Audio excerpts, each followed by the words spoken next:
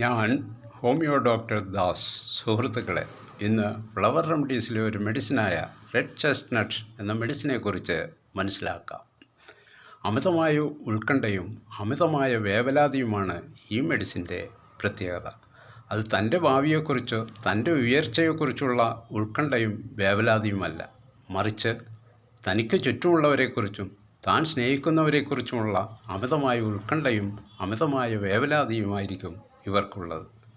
കുട്ടികൾ സ്കൂളിലേക്ക് പഠിക്കാൻ പോയാൽ അവർ തിരിച്ചു വരുന്നവരെ ഇവരുടെ മനസ്സ് വളരെ അസ്വസ്ഥമായിരിക്കും. കുട്ടികളുടെ പഠിപ്പിനെക്കുറിച്ചും കുട്ടികളുടെ പരീക്ഷകളെക്കുറിച്ചും കുട്ടികളുടെ ഭാവിയെക്കുറിച്ചും ഇവർ വളരെയധികം ഉത്കണ്ഠാകുലരായിരിക്കും. അതുപോലെ തന്നെ വീട്ടിൽ നിന്ന് ആരെങ്കിലും പുറത്തേക്ക് പോയാൽ അവർ തിരിച്ചു വരുന്നവരെ ഇവർക്ക് മനസ്സിൽ ആദിയായിരിക്കും. ഇവരുടെ മനസ്സിൽ നെഗറ്റീവ് ചിന്തകൾ മാത്രമേ ഉയർന്നു വരാറുള്ളൂ. പോസിറ്റീവായ നല്ല ചിന്തകളൊന്നും ഇവരുടെ മനസ്സിലേക്ക് കടന്നു വരാറില്ല. തനിക്ക് ചുറ്റുമുള്ളവർക്ക് എന്തെങ്കിലും സംഭവിക്കുമെന്നുള്ള ചീത്ത ചിന്തയാണ് ഇവരുടെ മനസ്സിൽ എപ്പോഴും ഉണ്ടാവുക.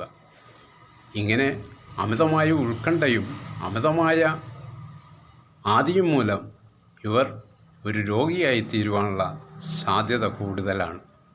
ഇങ്ങനെയുള്ള അമിതമായ ഉത്കണ്ഠയും അമിതമായ വേവലാതിയും മാറ്റുവാൻ റെഡ് ചെസ്റ്റ്നട്ട് എന്ന മെഡിസിൻ സഹായിക്കും.